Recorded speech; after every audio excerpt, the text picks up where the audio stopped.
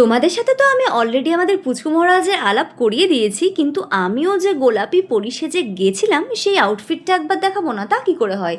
So this is the time for fit check. তো আমি আজকে পরেছিলাম একটা দারুণ সুন্দর প্রিটি পিঙ্ক কালারের 3 পিসের সেট, যেটা পিওরলি কটনের। আর এটা আমি 2 বছর আগে দুর্গাপুজোর সময়তে কিনেছিলাম, আর এটা 2-1বারই পরেছি।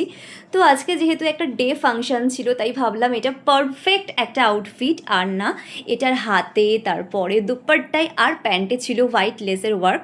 সাথে আমি পরেছিলাম সুন্দর একটা আমার ফেভারিট ওয়াচ, আর গলায় ছিল আমার এই নেক পিসটা। এটা কিন্তু মেলা থেকে 100 টাকায় কিনেছি। কেউ না বললে বিশ্বাসই করতো না, সবাই ভাবতো হায়দ্রাবাদি পার্লস।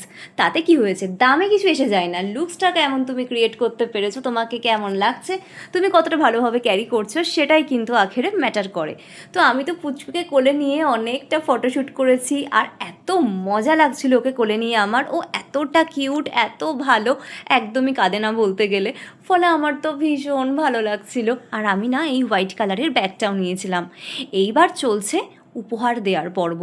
যে যাকে যেরকম গিফট নিয়ে এসেছে সেইগুলো সব দিয়ে দিচ্ছে পুত্রের বাবাকে, যেটা হয়ে থাকে আর কি। এই যে আমাদের পুচকে মহারাজের জেঠু কাকু সবাই রয়েছে, আর আমি রয়েছি পিপি। তো এই লোকনাথ মন্দিরে তো আমরা সবাই বেশ ভালো এনজয় করছিলাম, কারণ পরিবেশটা মন্দিরে সবসময় বেশি সুন্দর হয়।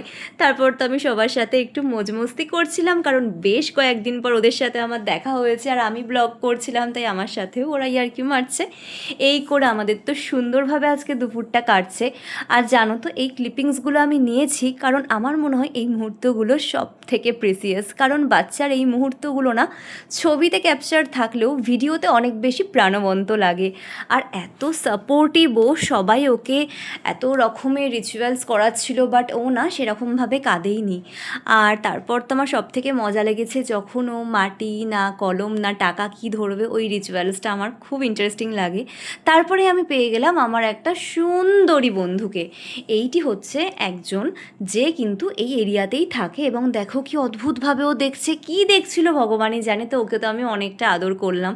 তারপরে আমরা লাঞ্চে বসে গেছিলাম, আর যেহেতু মন্দিরে সমস্ত অনুষ্ঠানটা হয়েছে, ফলে সব কিছু ভেজ ছিল।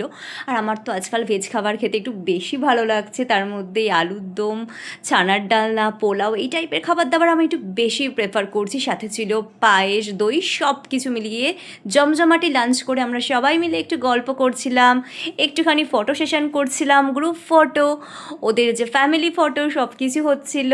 তো সবাই রয়েছে এখানে।